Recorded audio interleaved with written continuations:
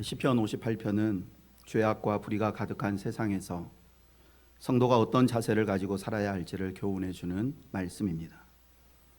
먼저 시편 58편 전체적인 내용 먼저 간단히 설명드리겠습니다. 1절 말씀입니다. 통치자들아 너희가 정의를 말해야 하거늘 어찌 잠잠하냐. 인자들아 너희가 올바르게 판결해야 하거늘 어찌 잠잠하냐. 이 말씀은 하나님께서 누군가에게 힘과 부, 권력, 지위, 영향력을 주신 이유는 그들로 하여금 그것을 가지고 하나님을 대신해서 공의를 행하고 공평한 판결을 하게 하기 위함이다 라는 의미입니다. 그런데 힘을 가진 사람들은 그들에게 주어진 책임을 회피합니다.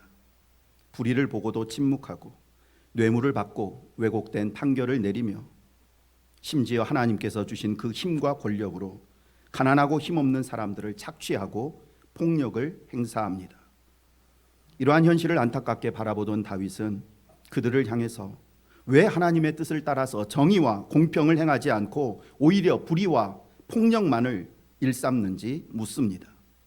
그리고 그들이 대답하기도 전에 다윗 스스로 답해버리는데, 힘과 권세를 가진 사람들이 불의를 행하는 이유는 그들이 어머니 뱃속에서부터 악을 배워서 하나님 길에서 멀리 떠나 있기 때문이다 라는 것입니다.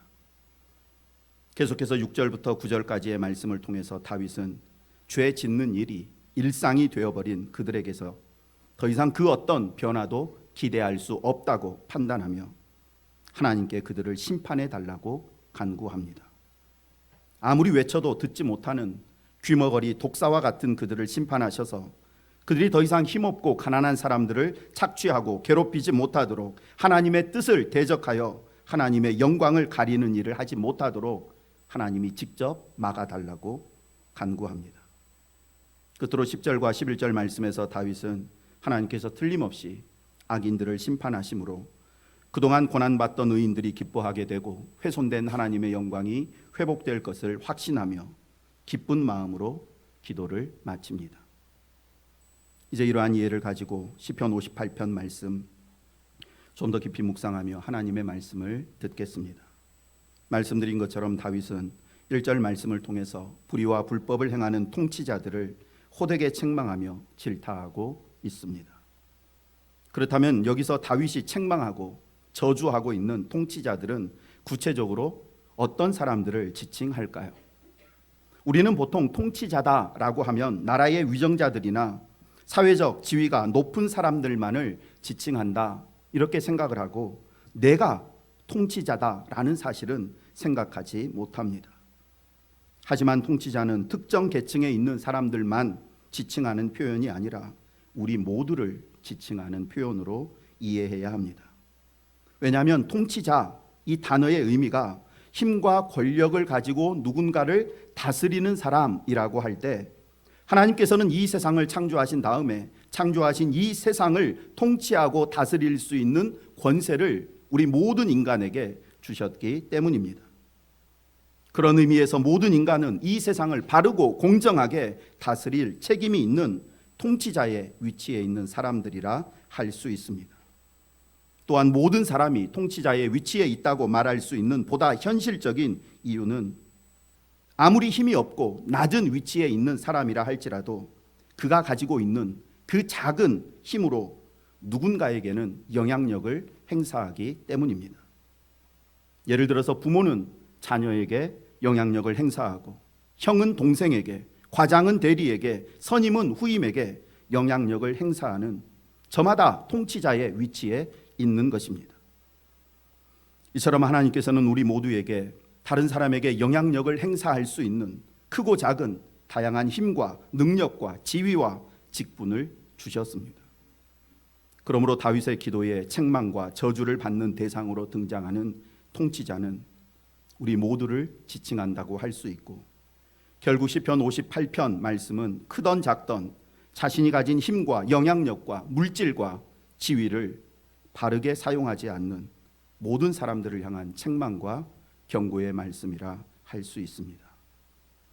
하나님께서 우리에게 힘과 영향력을 주신 이유는 1절에 기록된 것처럼 정의를 말하고 공정한 재판을 하게 하기 위함입니다. 하나님의 선하심과 사랑을 말하고 하나님이 얼마나 의롭고 공정하며 믿을 만한 분인지 세상에 나타나도록 하기 위해서 우리에게 건강도 주시고 물질도 주시고 각종 직업과 재능과 직분, 사명들을 주신 것입니다.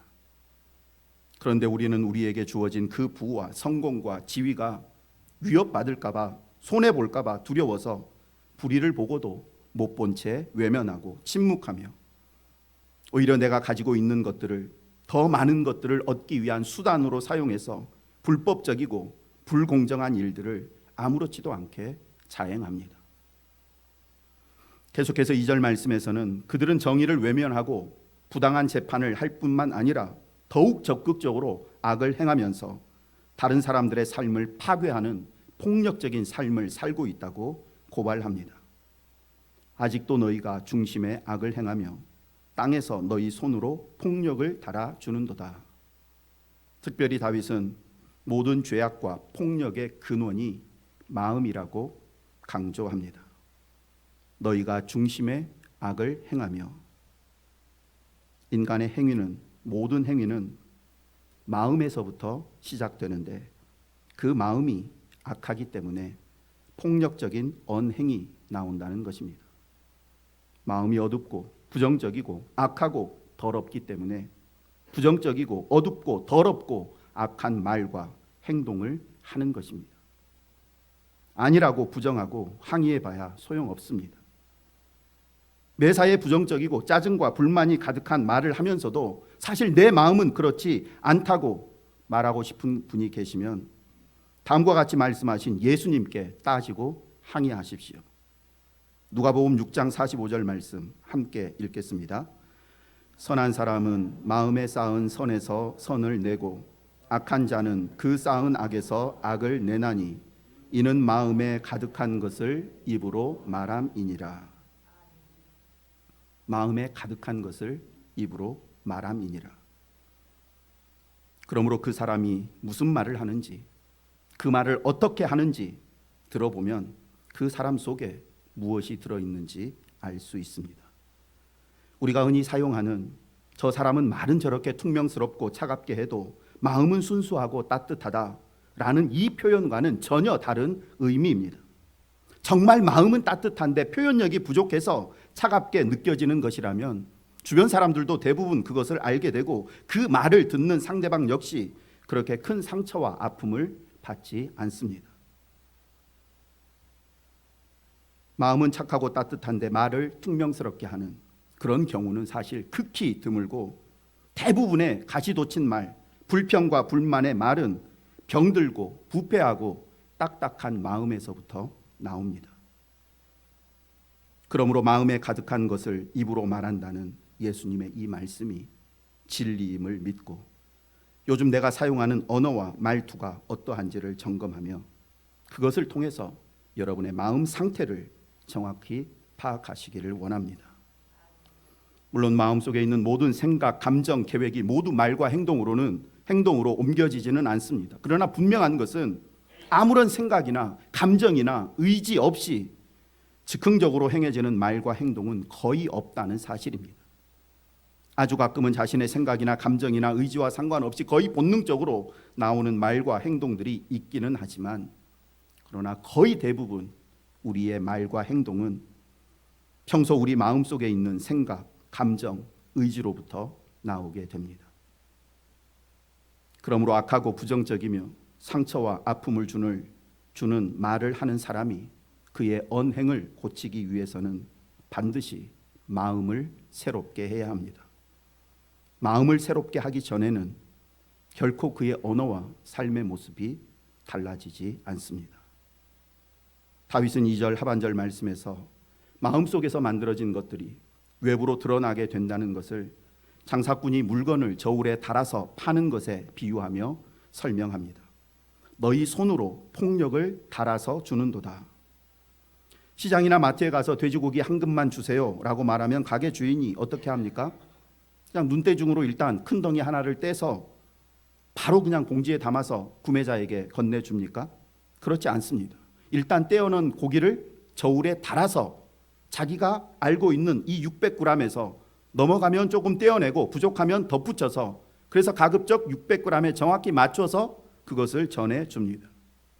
같은 이치로 악인들이 폭력이라는 상품을 달아서 팔 때, 그들은 누군가를 해치고 착취하기 위한 폭력을 행사하고자 할 때 아무 계획 없이 그 일을 진행하는 것이 아니라 철저히 계산하고 계획해서 그 폭력을 행한다는 것입니다.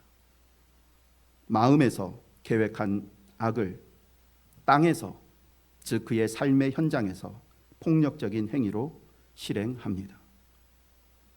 우리의 모든 언행은 마음이라는 나무의 열매입니다. 계속해서 3절 말씀입니다.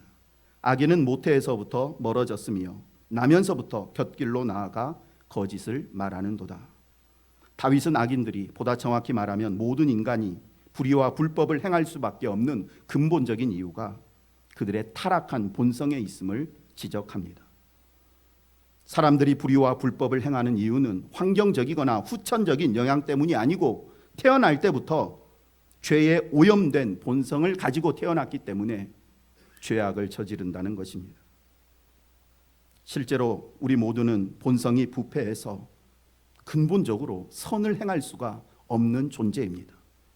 그래서 바울 사도는 로마서 3장 12절 말씀에서 선을 행하는 자는 하나도 없나니 하나도 없도다라고 선언했습니다. 그리고 세상 그 누구도 자신의 힘과 노력, 피나는 훈련과 의지와 교육으로 자신 안에 있는 이 약한 본성을 바꿀 수가 없습니다. 유일한 방법은 생명의 말씀인 하나님의 말씀을 듣고 그 말씀의 스승이신 성령님의 인도하심을 따라 사는 것입니다. 그런데 본문에 등장하는 이 약한 사람들은 자신을 변화시킬 수 있는, 자신의 타락한 본성을 새롭게 할 수 있는 유일한 도구인 하나님의 말씀에 귀를 막았습니다. 4절과 5절 말씀 함께 읽겠습니다. 그들의 독은 뱀의 독 같으며 그들은 귀를 막은 귀머거리 독사 같으니 술사에 홀리는 소리도 듣지 않고 능숙한 술객의 요새를도 따르지 아니하는 독사로다. 아무리 사나운 독사라도 노련한 조련사의 피리 소리에 제어를 받으면 사람을 해치지 않을 수 있습니다. 그런데 지금 다윗이 고발하고 있는 이 악인들은 조련사의 피리 소리를 듣지 않기 위해 귀를 막았습니다. 하나님의 말씀에 귀를 막고 듣지 않으면 귀머거리 독사같이 남을 해치고 상처를 주는 악한 일들을 저지를 수밖에 없습니다. 어쩌면 불신자들은 이 의인과 악인에 대한 말에 동의하지 않을 것입니다. 교회 다니지 않아도, 성경 말씀 몰라도, 성경 듣지 않아도 그리스도인들보다 착하고 바르게 사는 사람들 얼마든지 많다고 항의하면서 말입니다. 그러나 그들은 알지 못합니다. 인간이 만든 법에 따라서 아무리 착하고 선하게 산다 해도 하나님의 법에서 의라고 정의하고 있는 그 일을 행하지 않으면 그는 죄인이라는 사실을 말입니다. 성경은 분명하게 말씀합니다. 믿음을 따라서 하지 아니하는 것은 다 죄니라. 자신을 창조하셨고 자신을 구원하셨으며 자신의 삶을 인도하시는 삼위일체 하나님을 믿지 않는 상태에서 행하는 모든 말과 행동은 다 죄입니다. 다시 말씀드립니다. 불신자들은 디도서 1장 15절에 기록된 깨끗한 사람들에게는 모든 것이 다 깨끗하지만 믿지 않는 더러운 사람들에게는 깨끗한 것이라고는 하나도 없고 그들의 마음과 양심 역시 더러워져 있습니다 라는 이 말씀, 쉽게 표현하면 예수님을 믿음으로 원죄와 자범죄를 깨끗이 씻김받은 사람들은 의롭지만 아무리 선하고 의로운 삶을 살아도 예수님을 믿지 않으므로 원죄를 해결하지 못한 사람은 항상 죄인입니다 라는 이 말에 동의하지 않겠지만, 그럼에도 이 말씀은 진리이기에 죄인이라는 이름을 벗고 의인이라는 이름을 덧입기 위해서는 반드시 예수 그리스도를 증거하는 하나님의 말씀을 들어야 합니다. 뿐만 아니라 예수 그리스도의 보혈로 이미 거듭난 성도들 역시 계속해서 하나님의 말씀을 들어야 마음이 더러워지는 것을 막을 수 있습니다. 왜냐하면 우리는 이미 예수 그리스도의 십자가 공로로 의롭다함을 받은 사람들이기는 하지만 여전히 우리 안에는 부패한 본성의 잔재가 남아있기 때문입니다. 그래서 천국에 들어가는 그날까지 우리 안에 남아있는 옛 본성의 잔재와 끊임없이 싸워야 하는데, 그 싸움에서 승리할 수 있는 유일한 무기인 하나님의 말씀을 받지 않으면 우리는 옛 본성에 날마다 패하게 됩니다. 예수 그리스도의 보혈로 거듭난 성도가 하나님의 말씀으로 날마다 자신의 마음을 씻지 않으면 그의 입과 손과 발은 남을 해치는 폭력의 도구로 사용됩니다. 그리고 거듭남의 경험이 없는 불신자들이 행하는 악보다 이미 거듭남의 경험이 있는 사람들이 자신의 마음을 더럽게 해서 행하는 악에 대해 하나님은 더 무겁고 아픈 징계를 내리십니다. 택함받은 이스라엘 백성들이 왜 계속해서 불순종과 우상 숭배의 죄악에 빠지게 되었는가? 하나님의 말씀을 청종하지 않았기 때문입니다. 하나님의 말씀을 듣고 읽고 묵상하고 행하는 일 소홀하면 옛 본성에 잔당히 시키는 대로 나 자신의 유익과 만족만을 위해서 사는 죄악된 삶을 살 수밖에 없습니다. 우리의 마음속으로 내가 이러면 안 되지, 이러지 말아야지 아무리 굳게 다짐하고 결심해도 소용없습니다. 왜냐하면 우리의 의지와 결심으로는 내 안에 옛 본성을 결코 이길 수가 없기 때문입니다.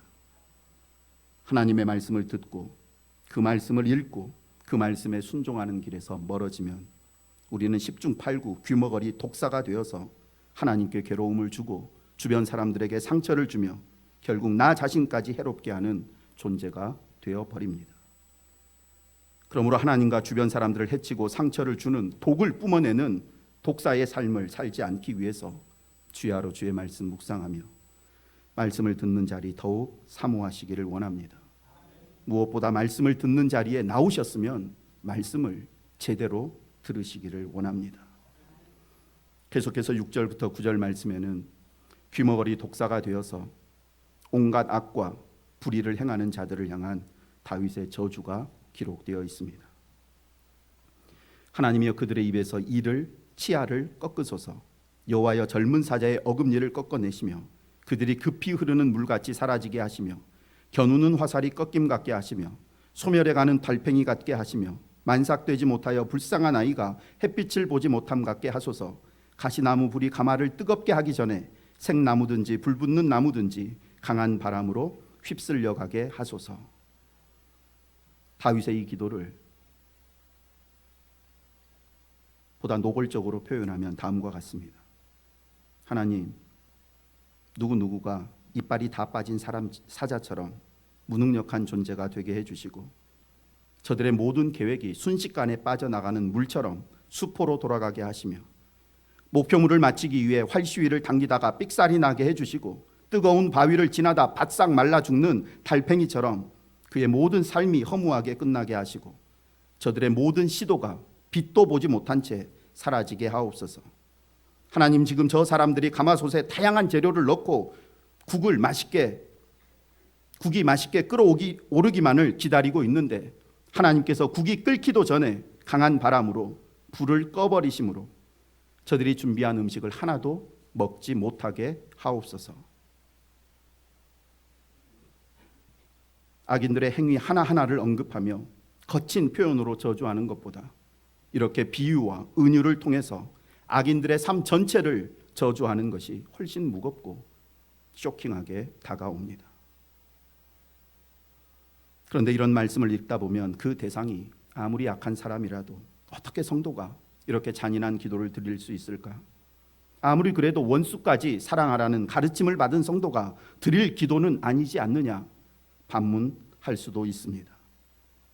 그러나 지난주에도 말씀드린 것처럼 다윗이 드리고 있는 이 기도는 개인적인 원한이나 사적인 감정 또는 단순히 사회 정의 실현 차원에서 드리는 기도가 아닙니다. 다윗이 이런 기도를 드리게 된 근본 동기는 거룩하신 하나님의 공의가 계속해서 무시되고 하나님의 영광이 훼손되는 상황에 대한 의로운 영적인 분노에 있습니다. 당연히 감당해야 할 책임은 회피하고 오히려 책임을 감당하라고 주신 그 지위와 힘과 영향력으로 더 큰 악을 행하며 하나님의 공의를 파괴하고 하나님의 영광을 가리는 사람들의 악행을 더 이상 두고 볼 수 없다는 거룩한 분노로 하나님께서 즉시 심판해 달라고 요청하는 것입니다. 다윗의 이 기도를 나와는 상관없는 이 기도에 등장하는 저주받을 대상에 나는 해당되지 않는다고 그렇게 생각해서는 안 됩니다. 제가 볼 때 이 땅의 거의 모든 그리스도인들이 이 기도의 대상자입니다. 세상의 빛과 소금으로 부름받아 어두운 세상을 밝히고 부패한 세상을 치유해야 할 그리스도인들이 하나님께 받은 그 물질과 건강과 영향력과 지혜와 힘을 자기 자신만을 위해서 사용하는 그 이기적인 수준을 넘어서 성도라는 신분을 가지고 온갖 불법과 불공정한 일들을 자행하고 있습니다. 불신자들이 교회 다니는 사람들의 이런 모습을 보면서 어떤 생각을 하겠습니까? 어쩌면 하늘을 향해서 이런 탄식과 하소연을 할지 모릅니다. 하나님, 솔직히 저는 하나님이 있는지 없는지 모르지만 그래도 하나님을 믿는다고 하는 사람들이 저렇게 악하고 이기적이고 제멋대로 사는 것 그대로 내버려두면 안 되는 것 아닙니까? 저희 하나님을 안 믿으니까 상관없지만 하나님을 믿는다고 하는 저 사람들에 대해서는 하나님이 책임지고 처리하셔야 하는 것 아닙니까? 그런 의미에서 1절과 2절 말씀을 오늘 저와 여러분의 삶에 적용해서 다음과 같이 읽을 수 있습니다. 그리스도인들아, 너희가 정의를 말하고 사랑을 실천해야 하거늘 어찌하여 잠잠하고, 성도들아, 너희가 올바르게 행동해야 하거늘 어찌하여 불공정하고 폭력적인 언행만 일삼느냐. 실제로 교회 안에 있는 누군가가 나에 대해서 이런 기도를 드릴지도 모릅니다. 하나님, 그 누구보다 정의와 진리를 말하고 바르고 의롭게 행동해야 할 목사가 비진리와 세속적인 가르침만 전하고 부정하고 편파적이며 차별적인 목회를 하고 있습니다. 그로 인해서 성도들이 영적으로 병들어가며 하나님의 영광은 훼손되고 있습니다. 더 이상 성도들이 영적 기갈에 시달리지 않고 하나님의 영광이 가려지지 않도록 그가 가진 모든 영향력을 빼앗아 주옵소서. 저 자신을 예로 들었지만 여러분의 말과 행동, 그것으로 인해서 상처를 입고 부당한 차별을 받는 사람들 중에 누군가가 여러분을 대상으로 해서 이렇게 탄식하며 하소연할 수도 있습니다. 물론 성도가 이런 기도를 드리는 것은 거의 언제나 잘못된 것입니다. 지난주에도 말씀드리고 거듭 말씀드린 것처럼 이런 기도를 드릴 수 있으려면 최소한 내가 다윗과 같은 수준의 믿음은 가지고 있어야 합니다. 만약 그렇지 않다면 하나님의 마음에 합한 사람이라고 인정받은 다윗과 같은 수준에 있지도 않으면서 이런 기도를 드리면 그 기도는 10중 8구 개인의 사적인 감정과 억울함이 표현된 정죄의 기도로 나아가게 되고, 그런 기도는 비판받지 아니하려거든 비판하지 말라라는 이 말씀을 거역하는 더 큰 죄악을 저지르는 행위가 됩니다. 나에게 다윗과 같이 내 생사와 복은 전적으로 하나님께 있다라는 믿음과 바울 사도와 같이 살든지 죽든지 예수 그리스도만 존귀하게 하는 삶을 살고 있지 않다면 우리는 결코 누군가를 저주하고 비난하는 이런 기도와 말을 해서는 안 됩니다. 다시 말씀드립니다. 내 삶 전체가 하나님의 마음에 합한 다윗과 자신의 삶 전체를 하나님의 복음을 위해서 드린 바울 사도처럼 헌신되어 있지 않다면 누군가를 비난하고 저주하는 말과 기도는 반드시 나와 내 부모와 내 자녀의 삶에 그대로 돌아오게 된다는 사실을 기억하시기를 원합니다. 그러니 우리는 내 삶을 통해서 오직 하나님의 공의와 사랑과 자비와 영광만 나타나기를 소망하며 주님의 가르침을 따라서 어찌하든지 원수까지 사랑하기 위해 몸부림쳐야 합니다.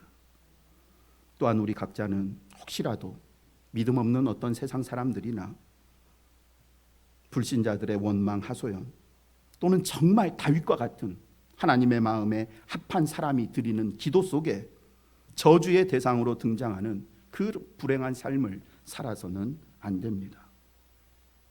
어찌하든지 내 이름 앞에 붙어있는 성도, 집사, 권사, 장로, 목사라는 신분에 부끄럽지 않은 삶을 살기 위해 부단히 노력하는 저와 여러분 되기를 원합니다.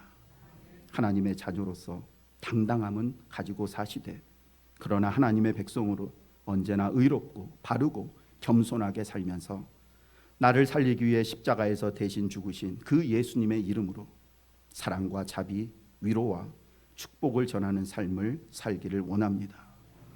그렇다면 이제 끝으로 내가 그러한 삶을 살면서 받는 상처, 아픔, 손해, 억울함에도 불구하고 그들과 맞서 싸우지 않고 모든 것 하나님께 맡기며 묵묵히 십자가의 길을 걸을 수 있는 비결은 어디에 있을까요? 그 비결이 11절에 기록되어 있습니다. 11절 말씀 함께 읽습니다. 그때에 사람의 말이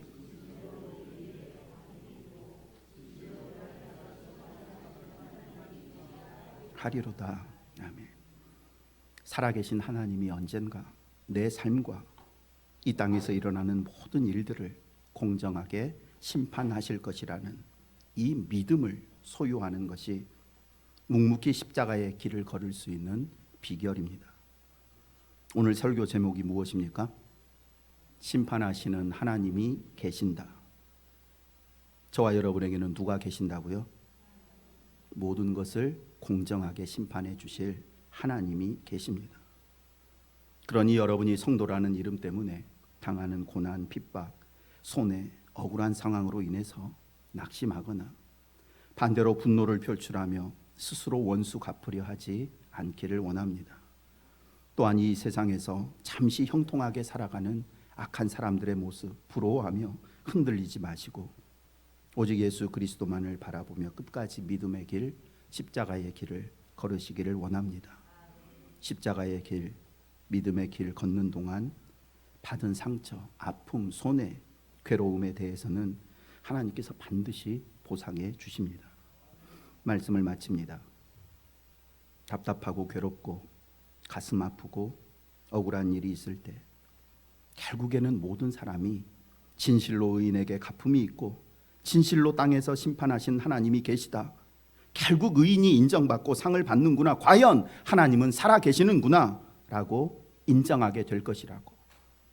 이 말씀을 굳게 붙잡고 하나님께 모든 것 맡기시기를 원합니다.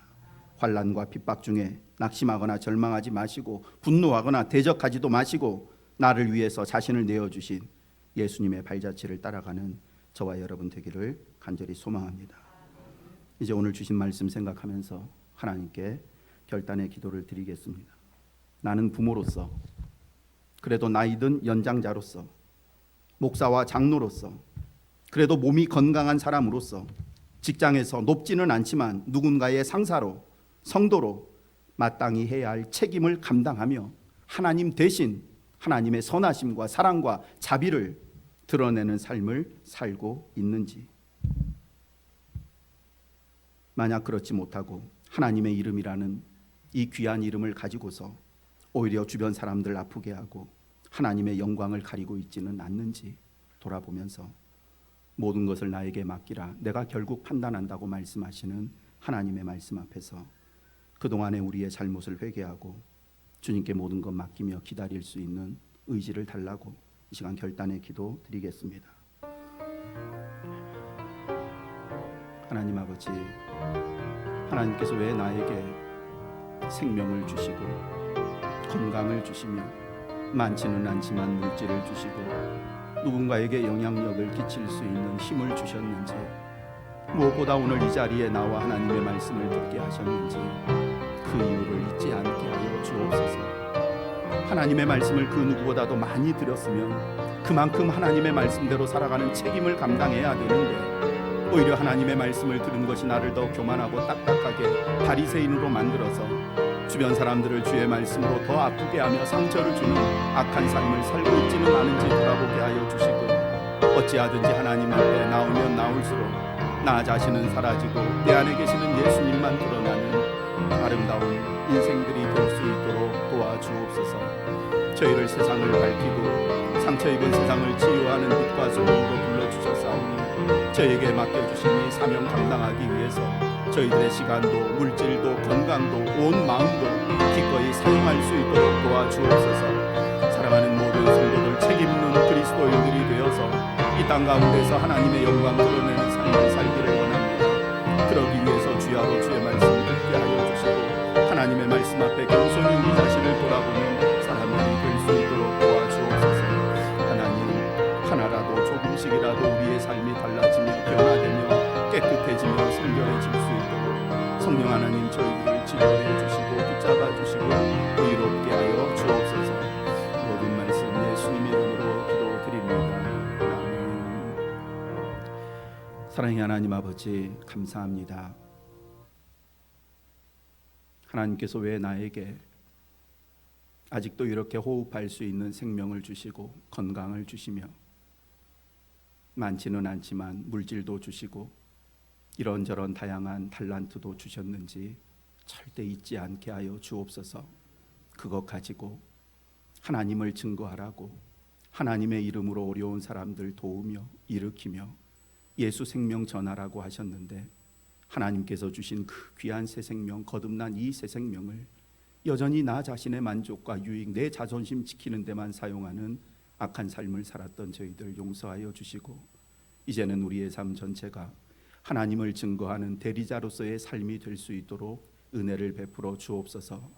내 안에 남아있는 육신의 옛 본성 이길 수 있는 유일한 비결은 하나님의 말씀으로 내 마음을 날마다 깨끗하게 하는 것밖에 없다고 말씀해 주셨사오니, 하나님의 말씀의 소중함과 능력을 더 깊이 체험하게 해주시고, 들려주신 말씀 하나라도 붙잡고 살아가면서 내 삶에 여기저기 더러워진 부분들, 힘들지만 조금씩 청소해 나아가면서 시간이 흐르면서 우리가 점점 예수님 닮은 사람이 되게 하시고, 그런 우리의 삶을 통해 주변이 밝아지고 치유되는 역사가 나타나게 하여 주옵소서.